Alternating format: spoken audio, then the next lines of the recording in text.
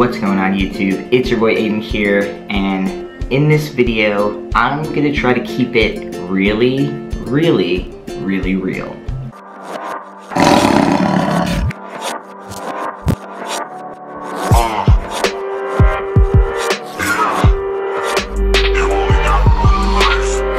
Alright, had to change the lighting because that was a little obnoxiously bright. Maybe not? I don't know, maybe this is better?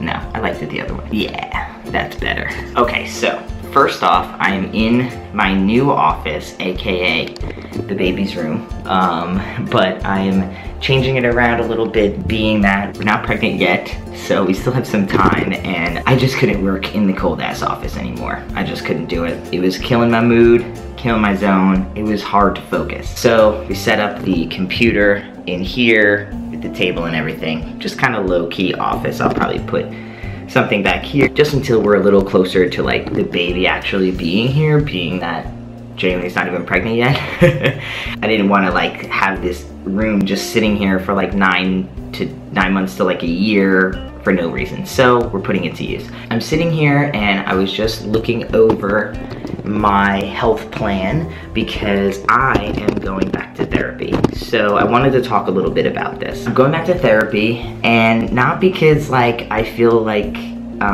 well, I think first is like, just because you go to therapy doesn't mean you're crazy, which I feel like in my world, in my home, that kind of was it. Like if you were not doing well, like you went to therapy. It wasn't a good thing to go to therapy. And so I have in my head that if I go to therapy, there must be something wrong with me. And I'm trying to fix that and counteract that because it's not the truth.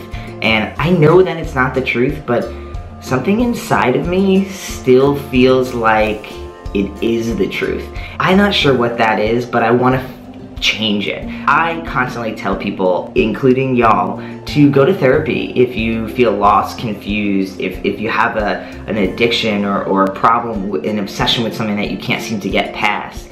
And yet, I have gone to therapy through many times, in and out of therapy throughout my whole life pretty much, but I haven't gone back to therapy in at least, I was in therapy when I moved here in Oregon, but I haven't gone back in, I don't know, at least since 2, maybe 3-ish years. I've lived here for 4 years, so maybe 2.5 to 3 years. So I want to go back because I felt better when I was going to therapy weekly or bi-weekly than when I don't.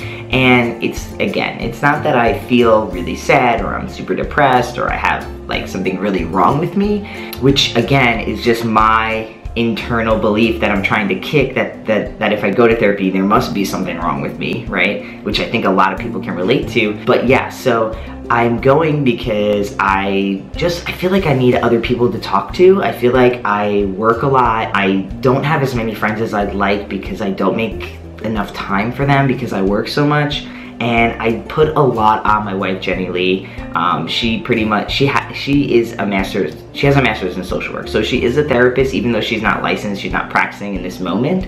But I talk to her a lot, and I think at some point, you can't always rely on your partner to be your crutch for everything, right? And so it's gotten to the point where I just kind of feel bad talking to her about everything, and I wish that there was kind of an outside source that could maybe look at my whole life from like an objective standpoint, and maybe they can point out red flags, or maybe they can point out better ways for me to do things. Because one thing that I have noticed is that I'm feeling very drained. I'm feeling very worn out. I've been go, like pretty much since the men's health thing happened, or even before that, since the Adam Levine photo went viral in early 2015, I feel like I've been nonstop. And even like, you know, even when I feel like I'm on vacation, right? Like when I went to Hawaii, it was awesome and beautiful, but like I was so in my head. Like I kept thinking about, I was making videos and thinking about videos and thinking about emails and thinking about work, and I need to be able to completely detach so that when I come back to my work, I'm completely here. And so I'm trying to find new techniques to do that. I feel like I had many techniques in the last couple of years, but I think that those techniques are falling flat. So I'm trying to just get some outside support. I feel like I need it, and hopefully this will help me feel more calm and relax in everyday life, especially with my nonprofit starting to really take off. It's just a lot of work, and I need to find the balance. And right now, I don't think I have the language that I tell myself internally that I need to relax and I need to take breaks. I think the language I have right now in my head is that I need to hustle and go harder and work, work, work. And I really need to find a balance of the two. And I've been trying on my own, but I haven't been fully successful because I still feel anxious, right? That's one of the main reasons I'm going back. Again, I'm still working on my body. I'm still working on my relationship with food and my body. So I think that having someone, again, kind of come from an objective standpoint and, you know, really be there all for me in kind of a selfish way, I guess, but that's what they're there for. I think I might start to feel better. And I want to keep the therapy relationship going, especially since I'm gonna be having a baby soon. I'm gonna be a father soon. I know that there's gonna be other things that come up with that. And I think just going to a licensed professional who deals with many, many people like this will help me gain new insights, new techniques on how to deal with anxiety or stress, make me feel more confident in my body as a father and stuff like that. So this is some of the main reasons that I'm going back. With that, I want to just say, like, one way that I'm doing it is I have insurance from Oregon, and so I had to go onto their website, and honestly, it's been a little hard. It's been like phone tag, but today I finally got some people on the actual phone. So I have some assessments that I'm gonna do. I'm trying out 3 different places because, and maybe I'll make this like how to find a therapist. Maybe I'll make that video, because one of the first things that I'm very much an advocate for is that the therapist, not that they work for you, but you should like your therapist.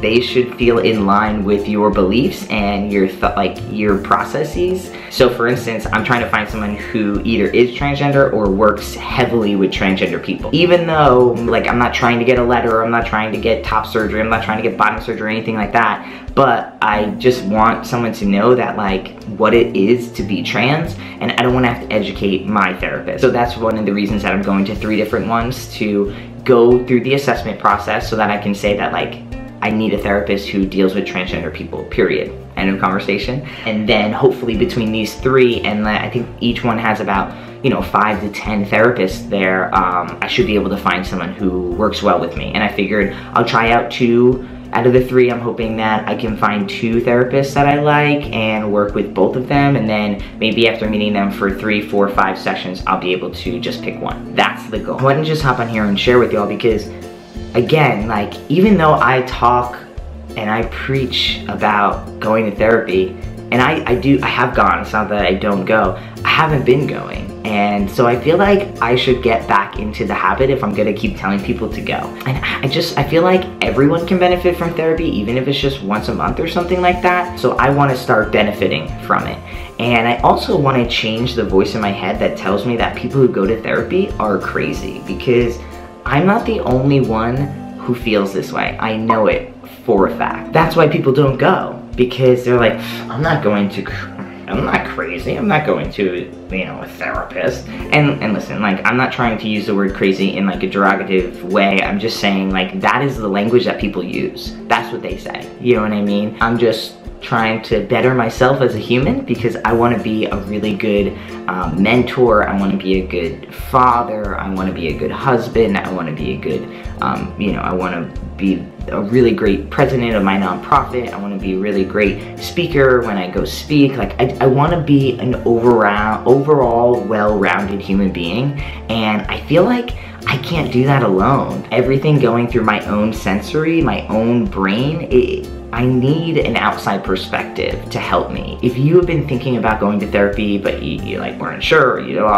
couldn't tell why, you don't know why, you've been pushing it aside, I hope that, like, maybe watching this video will make you go onto your own health insurance website and look it up. Or if you don't have health insurance, go into your own LGBT center and trying to get counseling, or going to a family center in your local town and trying to get free counseling there. I used to go to the college and got free counseling there when I first moved to Oregon, and that's where I was doing my counseling. Then my counselor left, and I tried to find a new one and I didn't like him, and then I just stopped going. So that's kind of how that story ended. But I'm here to restart it, to revive it, and again, like, I'm fine. Obviously I am going through some emotional things. You know, again, I'm still working on the relationship with my body and the relationship with food. Still working on just trying to feel good enough and man enough to be a father. I have a lot of stress when it comes to just work. I mean, I'm pulled in every which direction. People are constantly asking things of me, and that's great and fine, but at some point I sometimes feel like